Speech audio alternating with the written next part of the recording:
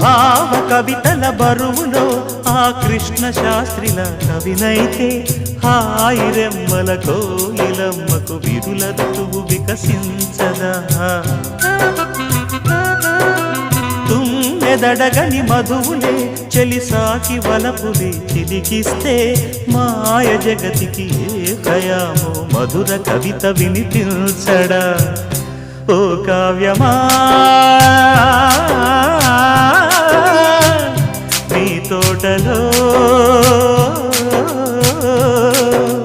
నవరస పోషణి గాలిగా నవ్విన పూలే మాలగా పూజకే సాధ్యమా తెలుపుమా అందమా నీ పేరేమిటి అందమా అందమా నీ పేరేమిటి అందమా